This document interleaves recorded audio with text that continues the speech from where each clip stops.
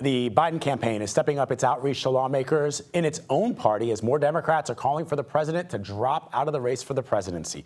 Yesterday, President Biden made a campaign stop in Pennsylvania and told reporters he was, quote, up to the job.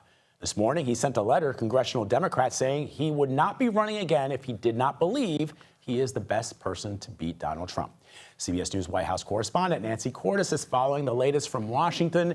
So, Nancy, we just heard from the president just moments ago in a rare live interview. What did he have to say?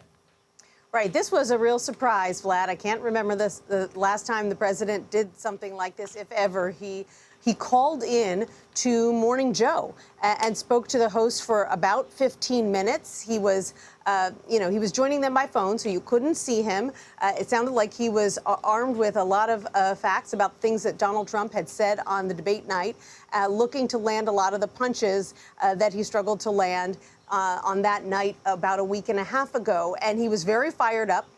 He was very combative.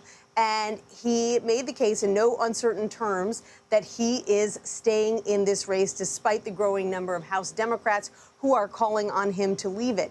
It came shortly after he sent an equally fiery two-page, very detailed letter to congressional Democrats, basically laying out why he is staying in the race. He said that he won the primaries, that almost no one even dared to run against him. And he said, quote, I have no doubt that I and we can beat Donald Trump. I wouldn't be running again if I didn't absolutely believe that I was the best person to beat Trump in 2024. And so the strategy here appears to be, Vlad, on a Monday morning to flood the zone, to put a lot of pressure back onto House Democrats who might be on the fence, who might be considering coming out with a call for him to leave the race, to say, hey, look, I'm not going anywhere. So if you do that, you are only going to appear disloyal. You may only be hurting me, be hurting your own prospects for re-election, because I have no plans to drop out of a race, especially after I've won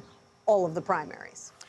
Yeah, Nancy, and the president has been very forceful, as well as his supporters have been very forceful about his desire to stay in the race. He believes, as you know, having covered President Biden all these years, that part of his story, part of the mystique of President Biden is his overcoming of terrible odds, his overcoming of long odds, being often considered the underdog, except that the president, it's not just members of his own party who are elected officials that are seeing what we all saw during that debate.